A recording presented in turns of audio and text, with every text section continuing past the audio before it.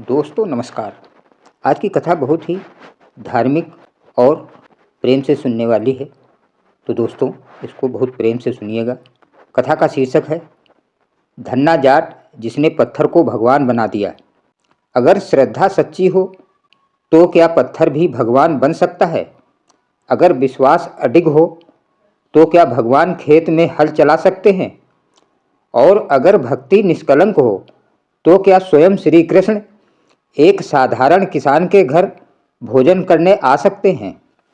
राजस्थान की तपती धरती पर जन्मा एक अनपढ़ सीधा साधा किसान धन्ना जाट इन सभी प्रश्नों का उत्तर बन गया। उसने ना शास्त्र पढ़े थे, ना वेद जाने थे, ना मंदिरों के नियम समझे थे। उसके पास केवल एक चीज थी, निर्दोष भक्ति। और उसी भक्ति ने पत्थर को भगवान बना दिया। राजस्थान की धरती और धन्ना जाट। बहुत समय पहले की बात है। राजस्थान के टोक क्षेत्र के पास एक छोटा सा गांव था। चारों ओर रेतीली जमीन, दूर दूर तक खेत और ऊपर तपता हुआ सूर्य। उसी गांव में रहता था धन्ना जाट। धन्ना कोई बड़ा विद्वान नहीं था, ना उसके पास धन था, ना शिक्षा, ना कोई ऊंचा पद। वह केवल एक किसान था, दिन भर खेत में काम करने वाला, हल चलाने वाला, मिट्टी से बात करने वाला इंसान। पर एक बात में वह सबसे अलग था, उसका मन छल कपट से दूर था। भक्ति का बीज। धन्ना के गांव में अक्सर साधु संत आया करते थे। वे कहते, कीर्तन करते और भगवान श्री कृष्ण की लीलाओं का वर्णन करते। धन्ना जाट चुपचाप बैठकर सुनता। उसे शास्त्रों की भाषा समझ नहीं आती थी, पर उसके हृदय को एक बात साफ समझ आती थी, भगवान अपने भक्त से प्रेम करते हैं। एक दिन उसने एक संत से पूछा, बाबा भगवान कैसे मिलते हैं? संत ने कहा, सच्ची भक्ति से। धन्ना ने फिर पूछा, भक्ति कैसे करें?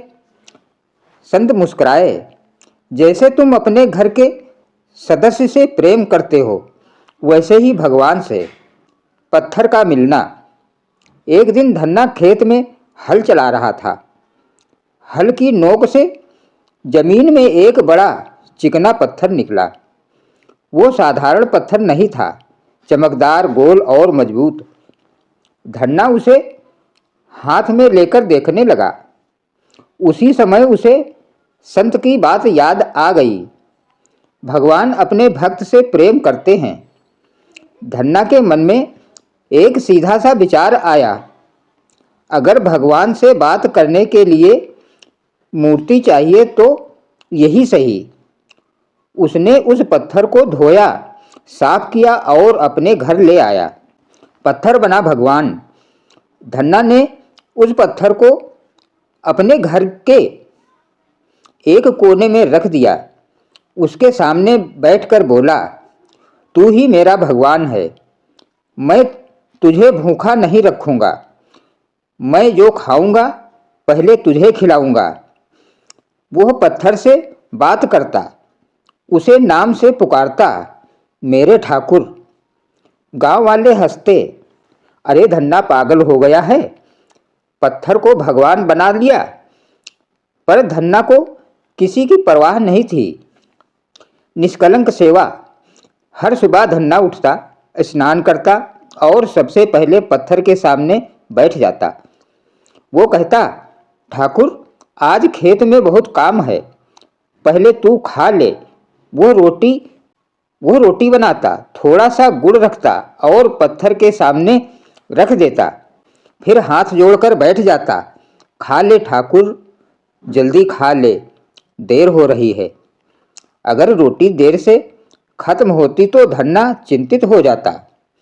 उसके लिए यह कोई अभिनय नहीं था। उसके लिए पत्थर सच में भगवान था। भूखा भगवान। गरीब था। घर में केवल एक रोटी थी। पत्नी बोली, आज बच्चों के लिए भी खाना नहीं है। धन्ना ने कहा, पहले ठाकुर खाएंगे। पत्नी नाराज हुई, पत्थर खाएगा क्या? धन्ना शांत रहा। उसने वही एक रोटी पत्थर के सामने रख दी। आंखों में आंसू लेकर बोला, ठाकुर आज बस इतना ही है, पहले तू खा ले। चमत्कार का क्षण। कहा जाता है उस दिन धन्ना की आंखें बंद थीं, होठों पर प्रार्थना थी और मन में कोई छल नहीं था। अचानक रोटी गायब हो गई। धन्ना ने आंखें खोली, पत्थर के सामने रोटी नहीं थी। वो खुशी से चिल्ला उठा। ठाकुर ने खा ली। उसी क्षण घर में अन्न के भंडार भर गए। बर्तन अनाज से लबालब हो गए। भगवान खेत में। कुछ दिन बाद एक अजनबी युवक धन्ना के घर आया। साधारण वेश, चेहरे पर तेज। उसने कहा, धन्ना आज मैं तेरे साथ खेत में काम करूँगा। धन्ना खुश हो गया। दोनों ने साथ हल चलाया। दोपहर में धन्ना ने कहा, रुको ठाकुर, पहले खाना। अजनबी मुस्कुराया। उस दिन खेत अपने आप लहलहा उठे। फसल ऐसी हुई जैसी कभी नहीं हुई थी। सच्चाई का उद्घाटन। गांव में चर्चा फैल गई। संत आए, राजा आए। संतों ने देखा, धन्ना ना मंत्र जानता है, ना विधि, ना शास्त्र, फिर भी भगवान स्वयं उसके साथ रहते हैं। एक संत बोले, धन्ना तेरा भगवान कौन है? धन्ना ने पत्थर की ओर इशारा किया। यही। उसी क्षण पत्थर से दिव्य प्रकाश निकला। सबने श्री कृष्ण का साक्षात रूप देखा। धन्ना जाट की अमर कथा। धन्ना जाट ने सिद्ध कर दिया, भगवान को मंदिर नहीं, विधि नहीं, शास्त्र नहीं चाहिए, उन्हें चाहिए केवल सच्चा हृदय। उसने पत्थर को भगवान नहीं बनाया, उसने अपनी भक्ति से भगवान को प्रकट कर दिया। धन्ना जाट की भक्ति अब केवल उसके घर तक सीमित नहीं रही थी। गांव की गलियों में, खेतों की मेड़ों पर और कुओं के पास लोग उसी की चर्चा करने लगे। कोई कहता उसके घर चमत्कार होता है, कोई कहता यह सब ढोंग है। पर धन्ना इन बातों से अछूता था। उसके लिए तो बस एक ही सच था, ठाकुर उसके साथ हैं। एक दिन गांव के कुछ लोग आपस में बोले, अगर सच में भगवान इसके पत्थर में रहते हैं तो आज परीक्षा लेते हैं। उन्होंने मिलकर योजना बनाई। रात के अंधेरे में जब धन्ना खेत से थका हारा लौट चुका था, कुछ लोग उसके घर में चुपके से घुसे और उस पत्थर को उठाकर पास के सूखे कुएं में फेंक आए। उन्हें लगा अब सुबह धन्ना का भ्रम टूट जाएगा। अगली सुबह धन्ना रोज की तरह उठा। स्नान करके वह अपने ठाकुर के सामने पहुंचा। जैसे ही उसने देखा कि पत्थर वहां नहीं है, उसकी आंखें भर आईं। वो घबराया नहीं, क्रोधित नहीं हुआ, बस बच्चों की तरह रो पड़ा। ठाकुर तुम कहाँ चले गए? मैंने क्या गलती की? वो जमीन पर बैठकर रोने लगा। ना किसी पर शक किया, ना किसी को दोष दिया। उसने केवल इतना कहा, अगर मुझसे कोई भूल हुई हो तो मुझे दंड दे दो, पर मुझे छोड़कर मत जाओ। धन्ना का वह करुण रुदन आसमान तक पहुंच गया। कहते हैं उसी समय गांव के बाहर का वो सूखा कुआं जिसमें पत्थर डाला गया था, पानी से भर गया। कुएं से प्रकाश उठने लगा। गांव वाले दौड़कर पहुंचे। वहां वही पत्थर जल के ऊपर तैर रहा था और उसके चारों ओर अद्भुत शांति फैली हुई थी। लोग भयभीत हो गए। जिन हाथों ने पत्थर को फेंका था वही हाथ कांपने लगे। सब समझ गए ये साधारण पत्थर नहीं है और धन्ना साधारण भक्त नहीं। गांव के मुखिया ने धन्ना को बुलाया। हमें क्षमा कर दो, हमने तुम्हारी परीक्षा ली। धन्ना ने सिर झुका लिया। परीक्षा मेरी नहीं थी, वो बोला, मेरे ठाकुर की थी। पत्थर वापस धन्ना के घर लाया गया। उस दिन धन्ना ने कुछ अलग किया। उसने ठाकुर के सामने रोटी रखी पर खुद नहीं खाई। वो बोला, आज जब तक ठाकुर नहीं खाएंगे मैं भी नहीं खाऊंगा।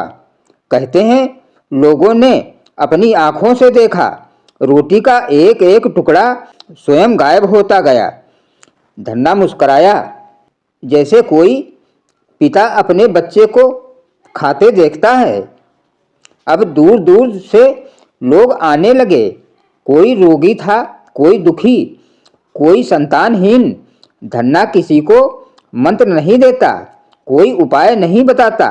वो बस कहता, मेरे ठाकुर से सीधे बोलो, जैसे जैसे मुझसे बोलते हो। एक बार अकाल पड़ा, चारों ओर सूखा, अनाज नहीं। गांव के लोग धन्ना के पास पहुँचे। अब क्या होगा? धन्ना ठाकुर के सामने बैठ गया। ठाकुर, ये सब मेरे अपने हैं, अगर ये भूखे रहें तो मैं भी नहीं खाऊंगा। अगले ही दिन बादल घिराए। ऐसी वर्षा हुई कि वर्षों की कमी पूरी हो गई। खेत लहलहा उठे। इसी समय आसपास के राज्य के राजा तक यह समाचार पहुंचा। राजा स्वयं देखने आया। उसने सोने चांदी के उपहार रखे और कहा, धन्ना, ये सब स्वीकार करो। धन्ना ने हाथ जोड़ दिए। राजन, अगर लेना ही है तो मेरे ठाकुर से ले लो। राजा हंसा, पर जैसे ही उसने पत्थर की ओर देखा उसका अहंकार पिघल गया। उसने पहली बार अनुभव किया कि भक्ति राज सिंहासन से बड़ी होती है। अंत में संतों ने कहा, धन्ना तू भागवत भक्त है। धन्ना ने सिर झुका दिया, मैं तो बस किसान हूँ, मेरा ठाकुर जो चाहे वही सही। कहते हैं धन्ना जाट का जीवन इस धरती पर साक्षात भक्ति का प्रमाण बन गया। उसने कभी ज्ञान का दावा नहीं किया, पर उसका प्रेम ही सबसे बड़ा शास्त्र बन गया। और इसी के लिए आज भी कहा जाता है, धन्ना जाट ने पत्थर को भगवान नहीं बनाया, उसने अपनी निष्कलंक भक्ति से भगवान को प्रकट कर दिया। उस रात धन्ना जाट देर तक सो नहीं पाया। दिन भर घटनाएं उसके मन में घूम रही थी। कुएं से निकला पत्थर, राजा का झुका हुआ सिर, गांव वालों की बदली हुई नजरें, सब कुछ बदल गया था। पर धन्ना वैसा ही था, सीधा, सरल, निश्चल। आधी रात को अचानक उसकी आंखें खुल गई। घर में दीपक अपने आप जल उठा। धन्ना घबरा गया। वो उठा और अपने ठाकुर के सामने जा बैठा। पत्थर से एक अद्भुत ऊष्मा निकल रही थी, जैसे उसमें कोई सांस ले रहा हो। धन्ना ने कांपती आवाज में कहा, ठाकुर, क्या आप जाग रहे हैं? तभी उसे लगा जैसे किसी ने बहुत धीरे से कहा, धन्ना। वो सिहर उठा। यह स्वर बाहर से नहीं, उसके हृदय के भीतर से आया था। धन्ना, अब समय आ गया है। स्वर फिर गूंजा, तेरी भक्ति केवल तेरे गांव के लिए नहीं है। धन्ना की आंखों से आंसू बहने लगे। मुझे जैसे अनपढ़ किसान से क्या काम हो सकता है ठाकुर? पत्थर से हल्का सा प्रकाश फूटा। दीवारों पर मोरपंख की छाया लहराई। सुर बोला, जब पत्थर भगवान बन सकता है तो किसान संदेशवाहक क्यों नहीं? उसी क्षण बाहर तेज हवा चली। आकाश में बादल गरजे। गांव के कुत्ते एक साथ भौंकने लगे और तभी पत्थर में हल्की दरार उभरी। धन्ना की सांसें रुक गईं। क्या पत्थर टूट रहा है या उसके भीतर से कोई प्रकट होने वाला था? अचानक दरार से मधुर बंसी की धुन सुनाई दी। धन्ना भूमि पर गिर पड़ा। ठाकुर, यह क्या लीला है? सुर बोला, कल सूर्योदय से पहले तुझे यह घर छोड़ना होगा। कहाँ जाऊं? धन्ना ने रोते हुए पूछा, जहाँ जहाँ भक्ति की परीक्षा देनी है। स्वर शांत था पर निर्णय अंतिम। सुबह होने से पहले ही पत्थर फिर शांत हो गया, वैसा ही साधारण निष्पन्द, मानो रात का सब कुछ एक स्वप्न हो। पर धन्ना जानता था यह स्वप्न नहीं था। सुबह गांव जागा पर धन्ना नहीं मिला। केवल उसके घर के द्वार पर मिट्टी में एक चिन्ह था, नंगे पैरों के निशान और उनके बीच एक मोरपंख। गांव में हड़कंप मच गया। राजा को सूचना भेजी गई। संत स्तब्ध रह गए। सबके मन में एक ही प्रश्न था, धन्ना गया कहाँ? क्या ठाकुर अब स्वयं उसके साथ चल पड़े हैं? और वह पत्थर, क्या वो अब भी पत्थर है या अगले भाग में वो अपना अंतिम रहस्य प्रकट करेगा? अगला भाग जरूर देखें।